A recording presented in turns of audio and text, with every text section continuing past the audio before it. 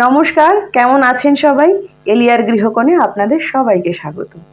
আজ রান্না করব এক নতুন ধরনের রান্না, কাঁচা কুমড়োর এক মন কাড়া দারুণ রেসিপি চিংড়ি মাছের সঙ্গে। চলুন দেখি কি কি লাগছে। প্রথমেই এখানে আমি কাঁচা কুমড়োটাকে ধুয়ে ছোট ছোট করে কেটে নিয়েছি। খোসা সহ কাটতে হবে, যেহেতু কাঁচা কুমড়ো ছোট, তো খোসা সহ খুব ইজিলি এটা গলে যাবে। আর লাগছে লঙ্কা, লাগবে রাঁধুনি ফোড়নের জন্য, নুন, হলুদ, লাগবে খুব অল্প জিরে গুঁড়ো আর একটু চিনি। জিরে গুঁড়োটা একদম নামমাত্র। আর অবশ্যই যেটা লাগবে সেটা হচ্ছে চিংড়ি মাছ। চিংড়ি মাছটাকে এখানে আমি একদম ধুয়ে পরিষ্কার করে নিয়েছি। চিংড়ি মাছে এবার আমি নুন মাখাবো আর একটু হলুদ মাখাবো। নুন হলুদ দিয়ে চিংড়ি মাছটাকে ভালোভাবে মাখিয়ে নেব। মাখিয়ে নেওয়ার পর আমি কড়াইতে তেল দেব। কড়াই কিন্তু অলরেডি আমি চাপিয়ে দিয়েছি গরমের জন্য। কড়াই আমার গরম হয়ে গেছে প্রায়। এখানে আমি সর্ষের তেল দেব। সর্ষের তেলে সবটা রান্না আমি করব। সর্ষের তেল গরম হওয়ার জন্য একটু অপেক্ষা করতে হবে। তেল গরম হয়ে যাওয়ার পর চিংড়ি মাছগুলোকে ভালোভাবে ভেজে নিতে হবে। একটু লালচে করে ভাজতে হবে, আবার বেশিক্ষণ ধরে ভাজলে চিংড়ি মাছগুলো কিন্তু একটু শক্ত হয়ে যাবে, তখন খেতে ভালো লাগবে না। তো খুব লালচে করে না, মোটামুটি করে করে ভাজতে হবে। চিংড়ি মাছগুলোকে একটু উল্টে পাল্টে নিতে হবে। দেখুন চিংড়ি মাছগুলো মোটামুটি আমার হয়ে গেছে। এরকমই হালকা হালকা করে ভাজতে হবে। খুব কড়া করে ভাজলে কিন্তু শক্ত হয়ে যাবে, খাওয়ার সময় ভালো লাগবে না। চিংড়ি মাছ ভাজা আমার কমপ্লিট। আমি এটাকে সরিয়ে নিচ্ছি। ওই মাছের তেলেই রান্না করব। মাছের তেলে রাঁধুনিটা ফোড়ন দেব। রাঁধুনি ফোড়ন দিয়ে রাঁধুনিটা একটু ভাজা ভাজা হওয়ার পর কুমড়োগুলোকে অ্যাড করে দেব।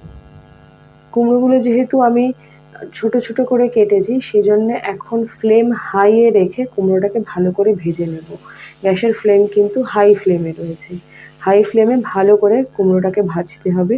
আমি একটু নুন অ্যাড করলাম, একটু হলুদ অ্যাড করেছি। অ্যাড করে এটাকে ভালো করে মিশিয়ে, হালকা হাতে মেশাতে হবে, মিশিয়ে ভাজতে হবে। কুমড়োটা এখন কিন্তু গ্যাসের ফ্লেম আমার হাই ফ্লেমে রয়েছে। দেখুন ভাজা ভাজা কিন্তু ভালো হয়ে গেছে, কুমড়োটা সুন্দর ভাজা হয়েছে। এবার আমি এখানে কিছু কাঁচা লঙ্কা অ্যাড করব। আপনারা আপনাদের প্রয়োজন মতো, যেরকম আপনারা ঝাল খান, অবশ্যই সেরকমভাবে লঙ্কা অ্যাড করবেন। আমি আমার প্রয়োজন মতো লঙ্কা অ্যাড করেছি। কুমড়োটাকে নরম হওয়ার জন্য একটু ঢেকে রেখেছিলাম। অনেকটা নরম হয়ে গেছে, ভাজাটাও মোটামুটি ভালোই হয়ে গেছে। দেখুন অনেকটা নরম হয়ে গেছে কুমড়ো। আমি আরেকটু হালকা হাতে এটাকে নাড়িয়ে নেব। এবার খুব অল্প একটু জিরে গুঁড়ো দেবো। বলেইছিলাম প্রথমে, খুব অল্প একটু নামমাত্র জিরে গুঁড়ো দেবো। দিলেও অপশনাল, আপনারা চাইলেও দিতে পারেন, না চাইলেও দিতে পারেন। আমি এখানে এবার একটু গরম জল দেব। রান্নাটা কিন্তু আমি ঠান্ডা জলে দেবো না, গরম জলে দেবো। গরম জলে দিলে কি হবে, কুমড়োটা গলতেও আরও সাহায্য করবে আর টেস্টটা কিন্তু ভালো হবে। খুব একটা বেশি জল আমি দেবো না। দেখুন জল কিন্তু আমার ফুটতে শুরু করেছে। আমার আরেকটু নুনের প্রয়োজন ছিল, আমি নুন দিচ্ছি। আপনারা অবশ্যই আপনাদের স্বাদ মতো নুন দেবেন, লঙ্কা দেবেন। তো জল দেখুন ভালোভাবে ফুটে গেছে। আমি এটাকে আর একটু সময় ঢাকা দিয়ে রাখবো কুমড়োটাকে গলানোর জন্য। গ্যাসের ফ্লেম কিন্তু আমি একদম লো করে দিয়েছি, কারণ কুমড়োটাকে গলার জন্য একটু সময় দিতে হবে। বেশি সময় লাগে না, খুব চটজলদি এটা রান্না হয়ে যায়।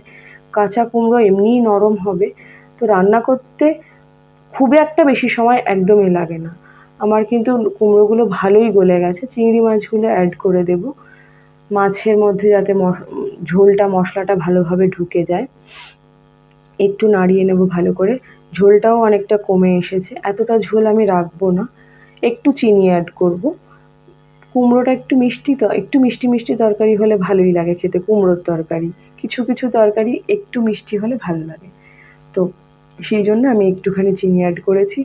জল কিন্তু আমি এতটা রাখবো না। আমি আবারও একটু ঢেকে দিয়েছিলাম আরও একটু গলানোর জন্য কুমড়োটাকে। তো এখন দেখুন ভালো মতোই কুমড়োটা কিন্তু গলে গেছে। আর ঝোল আমি এখন পুরো টানাবো। দেখুন কুমড়ো আমার একদম গলে গেছে। ঝোল আমি এতটা রাখবোই না, একদম শুকনো শুকনো করবো খেতে, তাহলে বেশি ভালো লাগবে। আমার কিন্তু তরকারি একদম রেডি টু সার্ভ। গরম ভাতের সঙ্গে অবশ্যই একবার আপনারা ট্রাই করে দেখবেন, ভীষণ ভালো লাগে। এটা যেহেতু চিংড়ি মাছ, এটা ভাত, পরোটা যা কিছুর সাথেই ভালো লাগবে, তবে আমার মতে ভাতের সাথেই বেশি ভালো লাগবে। দেখুন এরকম আমি মাখা মাখা তো রান্না করেছি, রেখেছি এটাকে। ভীষণ সুন্দর একটা রেসিপি। আপনারা চাইলে অবশ্যই একবার ট্রাই করতে পারেন, আর যদি ট্রাই করেন আমাকে কমেন্টে অবশ্যই জানাবেন কেমন লাগলো আপনাদের।